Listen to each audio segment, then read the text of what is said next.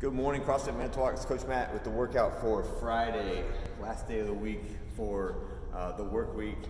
And I had a couple thoughts at the beginning. Number one is just you guys are doing such a fantastic job on connection, and I wanted to give you guys props for that. It's either email or text messages or Facebook comments or Instagram posts.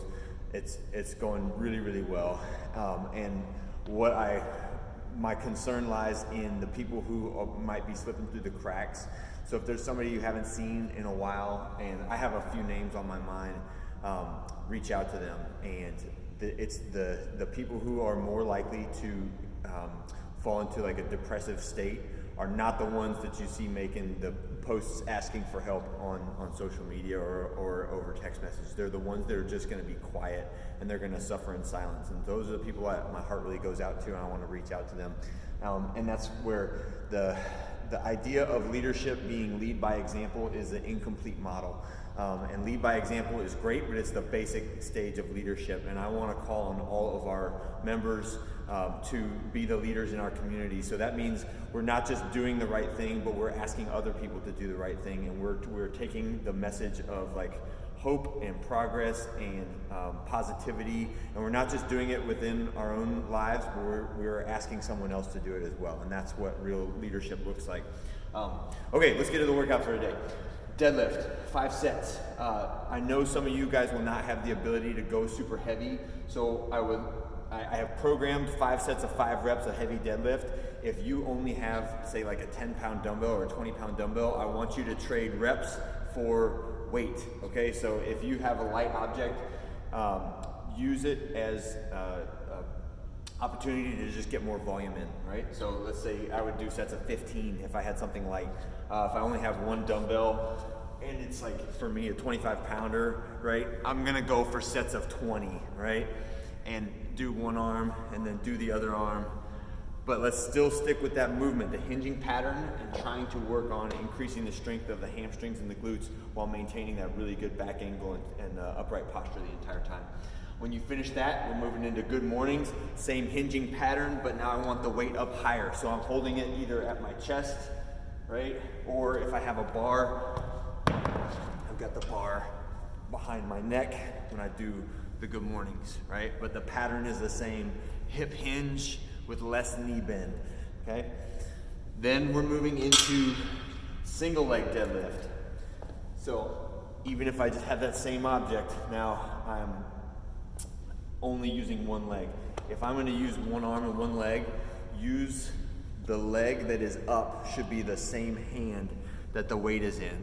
So I don't wanna have the weight in the same hand as the leg that's down on the ground, right? And then just make sure as you do that single leg deadlift, I want my shoulders to stay square to the ground the whole time. So a lot of times I'll ask you to use the opposite or unweighted hand to mimic the position of the weighted hand so that we're not twisting or rotating when we do that movement.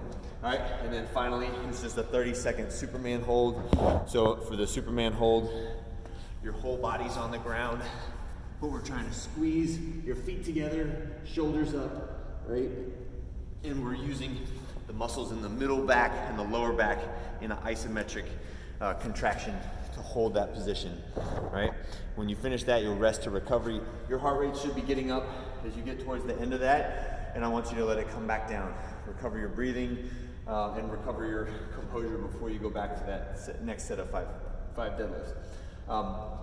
For the conditioning today, this is all isometric, but you're definitely going to be challenged cardiovascularly when we do this.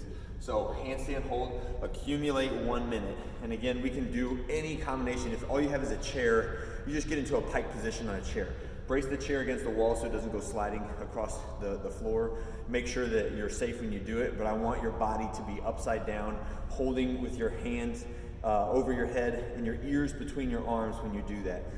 And if you have like a ledge, like I got a little ledge right here, you can use, if it's like a set of stairs, you can use a ledge like that. If you can't walk all the way up it and still get in between your arms. Notice that my knees are bent, and that allows my hips to get into a better position when I get my body upside down like that. But get upside down and hold that position actively for a minute. The next one is a squat hold. I would like for most of us should be trying to get into a squat hold unsupported at the bottom and not hunching over, but active in that squat hold for a full minute. If you need to break it up, break it up. But accumulate a full minute when you do that. And then the last is just a plank hold. You can either be a high plank with your arms straight, or you can be a low plank with your elbows down. Feel free to use a pad underneath your elbows or your knuckles if you need to during that, but hold it for a full minute or accumulate a full minute. And then you go right back to the handstand hold. So there is no like high speed, high velocity in any of this today. It is all isometric positions, and I can't wait to hear about how it goes after this one. All right, the warm up is pretty simple. We're just gonna do 90 seconds of cardio, some drinking birds. So on the drinking bird, make sure we stagger stance, and I'm hinging, like pushing my hips back and my shoulders forward. I only need to dip down about this far to feel a really good stretch in the hamstring on the drinking bird. And then 1 set per leg of a balance exercise. When we do the balance exercise, you just need to pick a couple spots on the floor, pick 1 foot up, and I want you to try to reach down and either touch the floor or touch an object. And what we're looking for is the 4 corners, right? So think about if it's north, south, east, west. Now we're going northeast, northwest, southeast, southwest. So kind of reaching out diagonally 45 degrees from the center point of your foot. And I'm trying to reach with the same hand each time.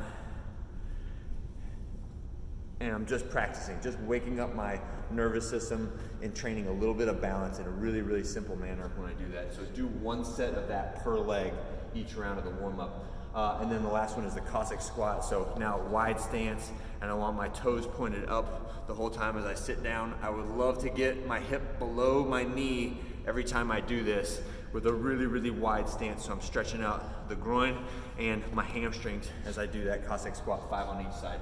Do that for 3 rounds and then get right into your deadlifts. The finish stuff, the cool down and mobility, is just seated hamstring stretch or seated or standing straddle. So we're stretching out hamstrings and groin again at the end. Remember our strategy for the warm-ups and cool downs is warm-ups, we want to be dynamic. So we'll do dynamic stuff.